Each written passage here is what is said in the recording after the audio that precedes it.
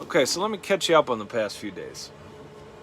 We drove to Denver because we had just about every single warning light that exists on the Sprinter show up on our Sprinter all at the same time.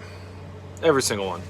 It seemed like almost all of them were pointing to a DEF issue with the diesel exhaust fluid and some sort of problem in there. So we brought it into the Mercedes-Benz dealership down in south part of Denver. And they pretty much said that they couldn't see us for a month. So then we brought it to another place that wasn't a Mercedes-Benz dealership, but they apparently were blessed by the Mercedes-Benz dealership of Denver. And they told us that our exhaust system had leaked some terrible gas that had melted a bunch of wires. And those wires would make it so that our car would only start 16 more times before it would totally keel over on its face. Yep. So, given that information, we then realized, okay, we got to bring this thing somewhere else, preferably a Mercedes-Benz dealership that'll actually see us.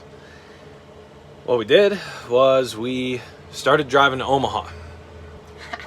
About 200 miles in, on the way to Omaha, our entire engine just shut off completely.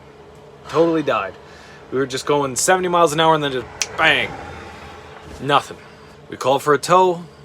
The only place they could tow us was back to Denver. So that's where we're headed, back to Denver. The tow is coming in another 2 hours from now. We've already been waiting 1 hour. Our savior has arrived. Right there, yay! And then it'll be about a 3-hour ride in the tow.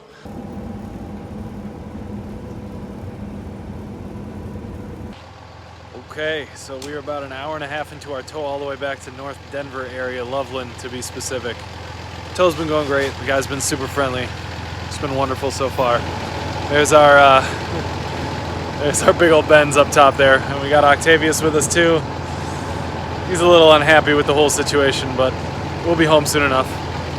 We're in a little bit better spirits, but still just tired as hell and ready for this very expensive nightmare to come to an end. We're both feeling just defeated. We're honestly wondering if van life is for us, if this whole thing was a big mistake, if it just, I don't know, it was just a big dumb dream that ended up to be something that we couldn't do. Every time you show up to the dealership, you're probably going to drop $1,000. In our case today, after what's happened, we're talking probably $5,000 to $10,000 on the side of the road, waiting 2 hours for a tow, to then be towed 3 hours inexplicably back the same way we just came. We're both just frustrated and just wondering if what we did was the right thing, or if we should just abandon this whole thing entirely and just put this thing in for scrap parts and hopefully get a couple $1,000 out of it. It hurts to put this much work and love into something and then have it just taken away. Everything that we built worked. Everything that we built is still working. We've had no failures other than a couple of small little water leaks that we could pick up real easy. This time bomb of a car that we bought just won't let us get on the road. And we definitely don't have the resources, time, money, anything like that to build another one at all. Not even close. So we can't build another one. This one just might be dead. Just might be dead. I woke up this morning a little bit hopeful, thinking maybe we'll get some good news from the mechanic, and then I cried. Yeah, all we got was just bad news after bad news. Every single thing that breaks in this is expensive, difficult to install, difficult to uninstall. Okay, we're on the very last one, and it is stuck down in the very back of the engine. I don't know who designed this engine, but man, what a beast to get these glow plugs out. You got to get some weird program to program it, so you can't do it yourself, and only the dealership can. And especially the exhaust system and the DEF system, it's just a time bomb. Eventually, it's gonna hit you. I'm furious. I'm upset. I'm tired. I'm sad. I'm regretful. I think my pride is hurt. Pride is hurt. Yeah. We've only been on the road for 2 weeks. Yeah. 2.5, 3 weeks. Yeah. We're gonna do this van life. 2 weeks. I have a feeling that we will be broken down for just about as long as we will have been on the road. 2 more hours. It's hot. It's uncomfortable. We can't go anywhere. And we are in the middle of nowhere. Big old trucks passing Terrifying. by us every minute.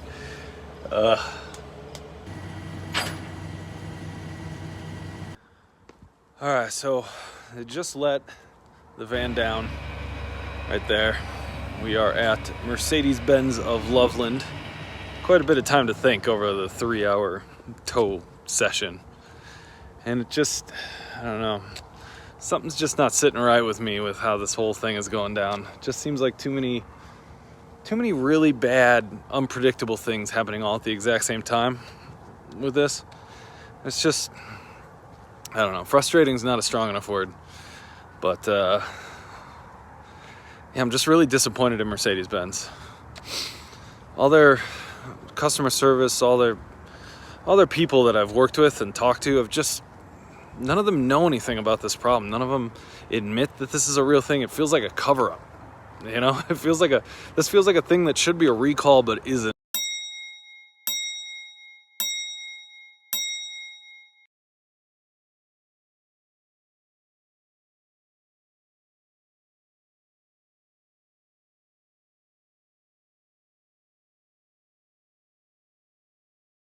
Somehow. And they're just, I don't know, trying their best to make it not a thing. So we left it here tonight, and they are hopefully going to be able to look at it tomorrow. Not sure if that's a real thing that's going to happen. It might be the day after. I'm going to keep calling them and hassling them, and hopefully we'll get somewhere. It's just, I don't know, when the thing is your home, you know, you're instantaneously homeless when it's broken. You know, you're just instantaneously homeless when it's broken. We had to unpack all of our stuff out of the van, every single thing, all of our food, all of our electronics, everything that we cared about. We had to just pull out of the van, throw it on the side of the road, and move it into the hotel. Lisa did that. And then our tow truck driver, who was amazing, wow, just the best tow truck service I've ever had in my entire life. Dropped all of our stuff off at the hotel, came over here, dropped off the van with me, helped me find the box where I needed to drop my key. Just incredible service from them. I don't really know what any of this means for us. Like, we're about to get an expense tomorrow or the day after that'll probably say that we need to pay as much to fix this thing as we did to buy it in the first place. And that's gonna hurt. It's gonna hurt real bad. And I don't know if it's worth it. You know? I don't know if van life is worth this amount of heartache. Like, if we get a bill for like $7,000, that's, you know, 4 to 6 months in Thailand. That's like 3 to 4 months in Hawaii.